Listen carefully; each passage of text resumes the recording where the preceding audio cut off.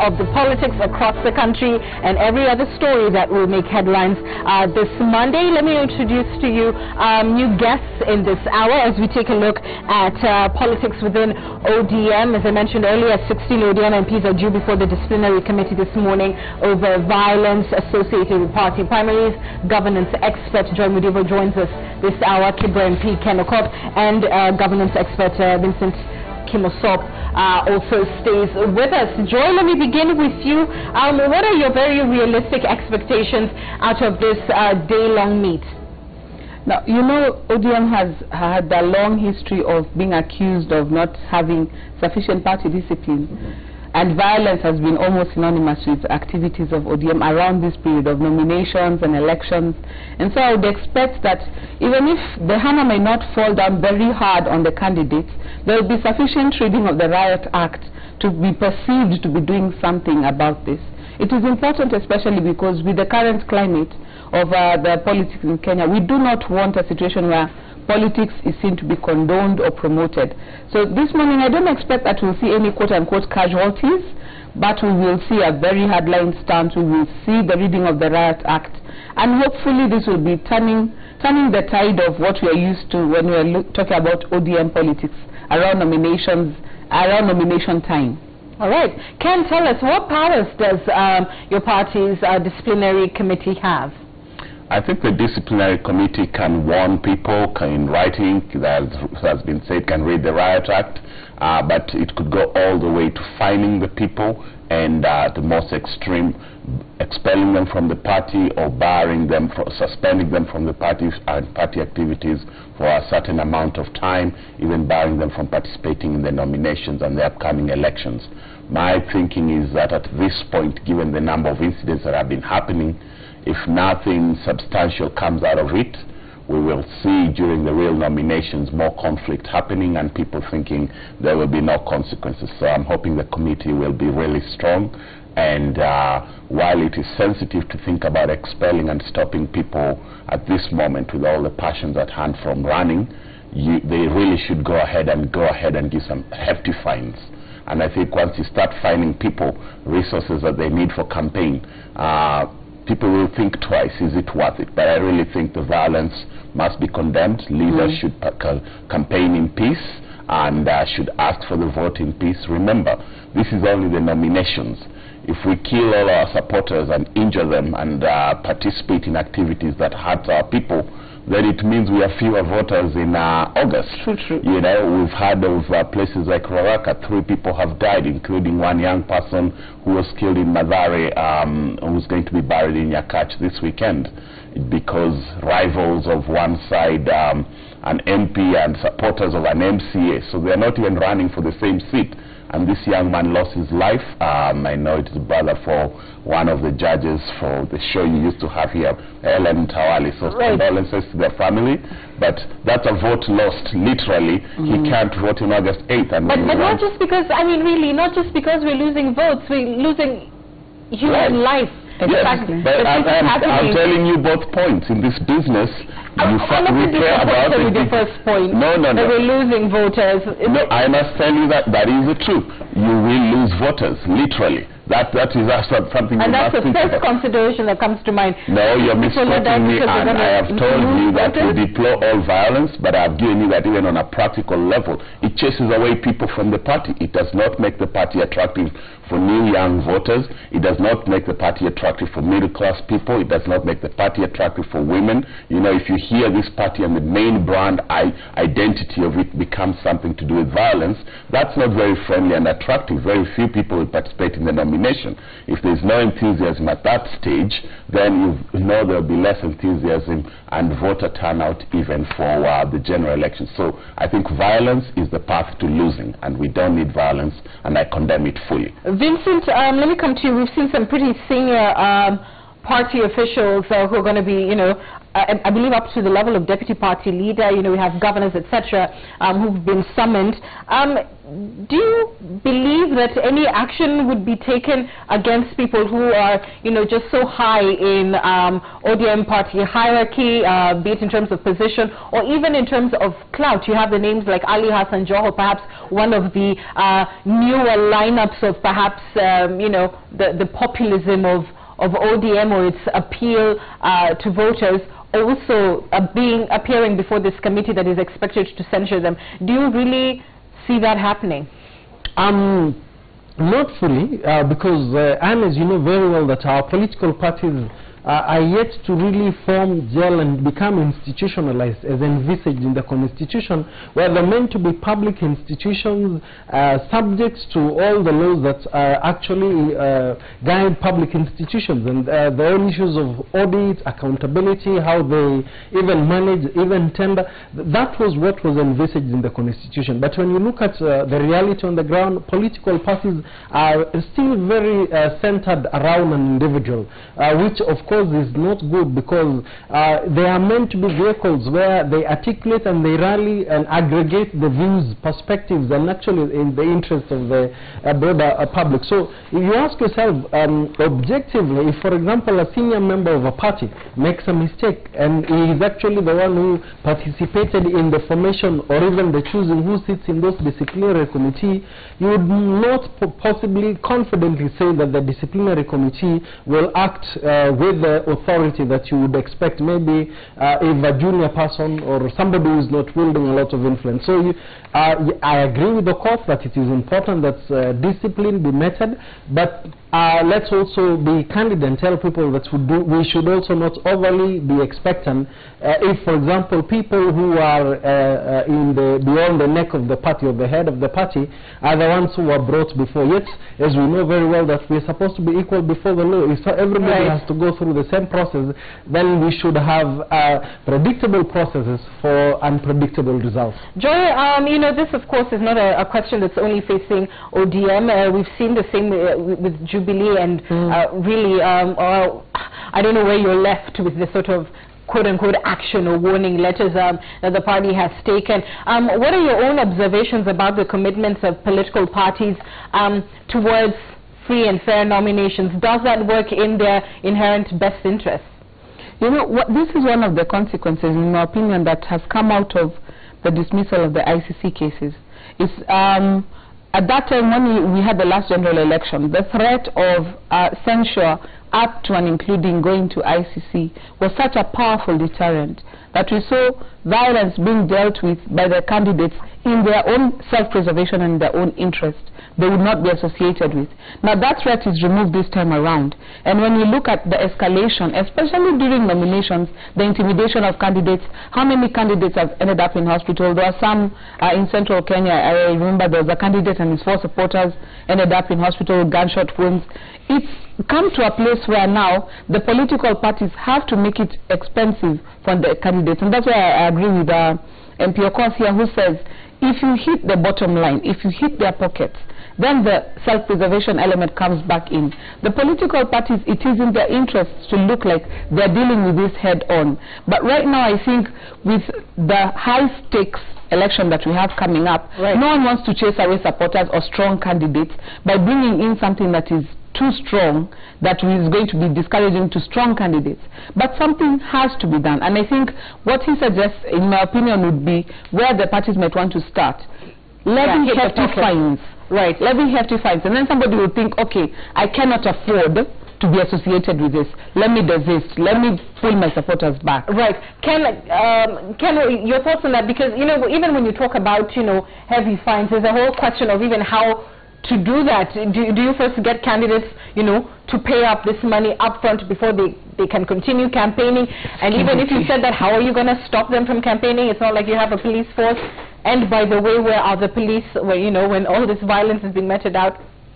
I think you levy the fines immediately. If you're having a disciplinary committee today, you give the person 24 hours to pay that fine. Million shillings, 2 million shillings, 5 million, whatever it is. If they are found to be culpable, this is within the party's mandate to even find them. But I would say the other thing is, while it's tricky for the parties to do this, and I like the point that has been mentioned about the deterrence of ICC, which was a foreign mechanism included in our constitution and our systems.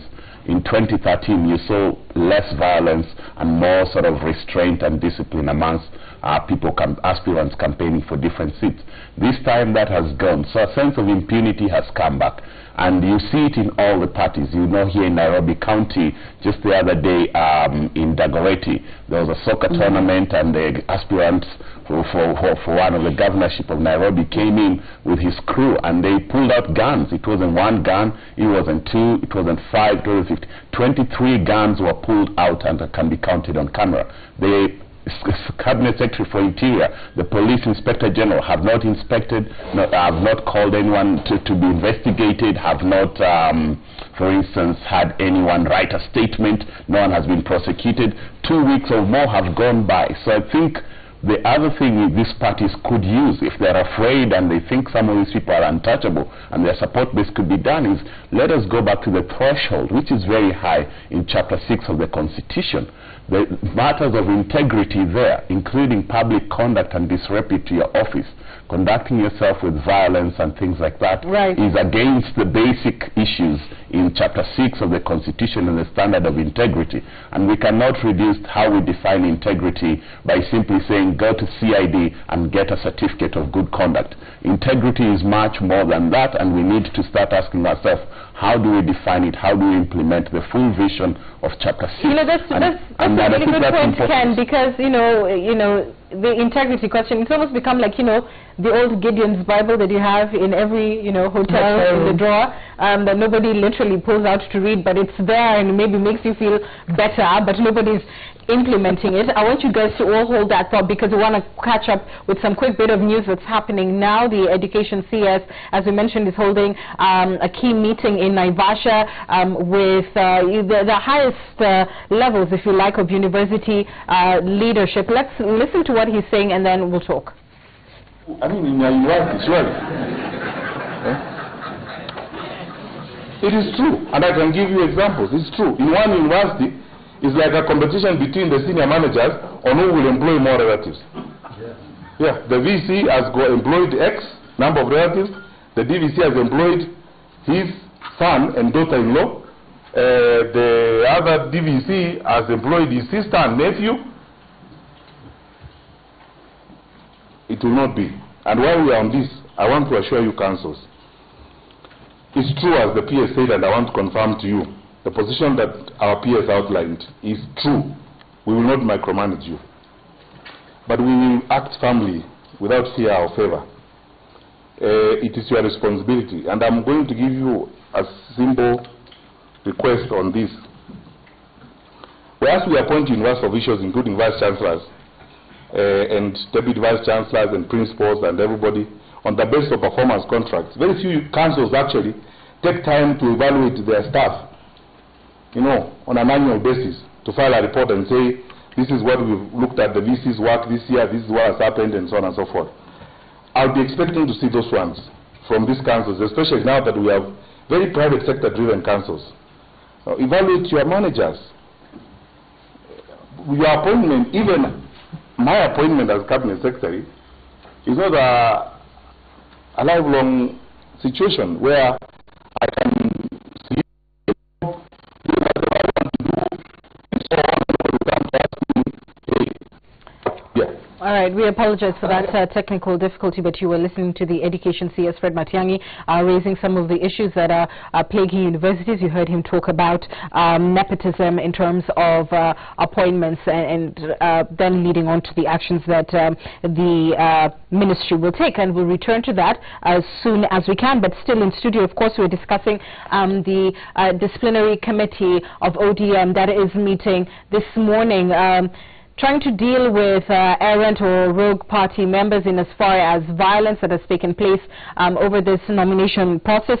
Ken, I just want to return to you, because I do want to, you earlier talked about, you know, this association of ODM with violence. What is the feeling within your party within elected, members of ODM regarding that tag? And is there this sort of perhaps support behind the disciplinary committee's meeting today? I think ODM stands for so many good things that it is a shame that the negative things stick out more and are being discussed much more, and we really need to look internally as the members of the party to see how do we make sure that that negative tag does not drag us down. We need to grow our support base, and I say if you want to grow support base amongst the first-time voters, the younger people, you have to show them what's attractive about you. Gender is a major issue in this country and our politics. 52% of the registered voters are women. If you want to attract them to your side, you can't be a party that's violent. But I just don't think in general very many people are attracted to that.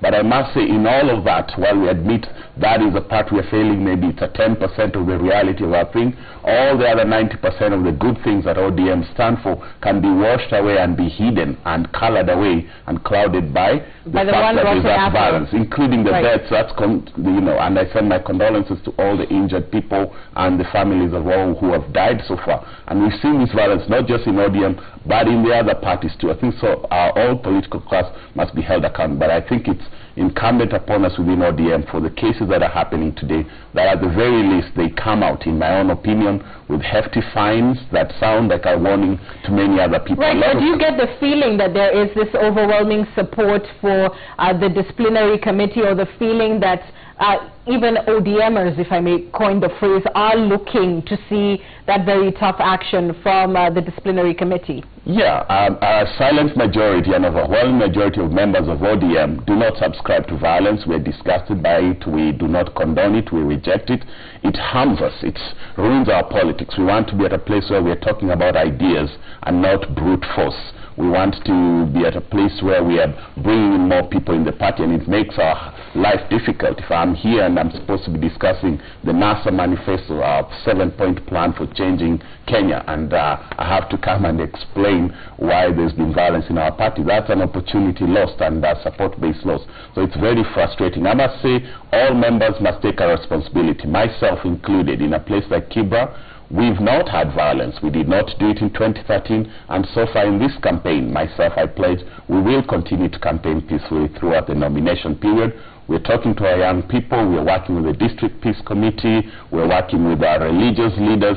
So it is something that a lot of leaders are doing, and I give you an example of myself to make sure in 90% of Kenya, where ODM is engaged actively in hot contested politics, there has not been violence. It's in just a few places, but it just takes those few places to ruin it all and to cloud the shame, right. And it's a shame. And it is a shame that, I mean, that's bad news sells first, right?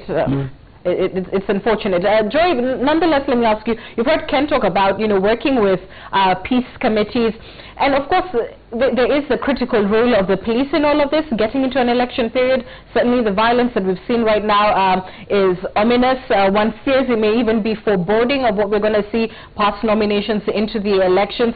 To what extent can police take initiative when it comes to, securing campaigns, especially for these very hotly contested areas? And in what way can political parties work with the force to ensure that we don't see this sort of incidences, or at least reduce them? One of the tragedies we have today is that our police force was not expanded at the same time when our parliament was expanded to include 2 houses and to include so many people on the government payroll who needed executive security. And so one thing that we have seen is that even when there's a presence of security personnel or policemen on grounds or on the ground when there is political activity, they are more interested in the VIP security that they came to take care of, and you find very few put there for the public security. A case in point is the meeting that the president had recently in Wajir, where the crowd seemed to surge too much in front, and the people were the security personnel were more concerned with trying to keep people away from the dais than in just maintaining general peace and order. And at the end of the day, it had to take the intervention of the deputy president to say, now look, police, just maintain peace and order. Let people come, but maintain peace and order. I think there's a retraining needed with our police force to understand their role during political situations. Theirs is just to maintain, and that is simply standing there and don't intervene unless something drastic happens. When we look even at how people respond to police presence, sometimes people are suspicious of the police. It's not a reassuring situation when they turn up at a meeting. It actually sets off a spark. And you've had this during several incidences where the politicians would say, until the police came, we were actually doing very well. So I think in this situation, there's need to be a retraining, a dialogue with our security forces to understand the role of the police in public security, because the police are supposed to protect the public, right, and keep public order rather than be the antagonists or the ones used to meet violence against the people. So it would be very tragic if we carry on seeing the way the police force has been intervening with the security forces, with the other security agents against members of the public, rather than being the ones to protect the members of the public in such situations. Vincent? I just want to really revisit something that Honorable Ken has pointed out, that this is the time as political parties talk about discipline as we engage in the political process, that we revisit Chapter 6 of our Constitution. I think the biggest threat to the implementation of Chapter 6 has been from the political establishment. And for me to hear a Member of Parliament cite this at this point is very encouraging, and really to challenge Ken and the people who are of that caliber to be able to rise up to the occasion. I also, in terms of maintaining peace, all the statistics from the National Center on the Study of Crime, from the NCIC report, you also see that the political establishment is the one that has the biggest responsibility in upholding law and order and peace in our country. So if therefore that is the case, then in the preparation towards the election, there is need for that engagement, so that the tone that they send, the message, that how they speak and even mobilize their people is very, very critical. I would want to say that when the Constitution, we adopted the new Constitution, the police was even meant to move away from the old police force to become a police service. If we are still actually seeing more of the force rather than the service, it tells me that there is the reform, the so-called reform that we have been seeing in the police, has not realized the intended objectives. And then that tells me some people need to answer questions. We've been allocating billions of money every year to the police service, and if we are not seeing the results for a transition from a force to a service, then some people ought not to be serving in offices. Right. We're going to take a little break, but just to bring our viewers up to speed, at least we were expecting this ODM Disciplinary Committee hearings to kick off at 9 a.m. That should have meant that Senator Elizabeth Ongoro and Honorable TJ Kajwang, of course, who are both battling it out for a Nairobi seat, would be, before the committee. We'll get details for you soon as we can. But some of the other names that are expected before this meeting this morning include Governor Ali Hassan Joho, Senator James Orengo, Senator Anyang' Nyong'o, Ochilo Ayako, Sospita Omajong, Okoth Obado, quite a few prominent legislators within the ODM party. We'll stay on top of that story for you. We're also taking a look at Kanu's harvest in Samburu over the weekend. We'll talk about the shifting politics of the region, as well as looking at the lessons from the 2007-2008 post-election violence as we prepare to head into another election period. Stay with us on Citizen Extra. We're back in a moment.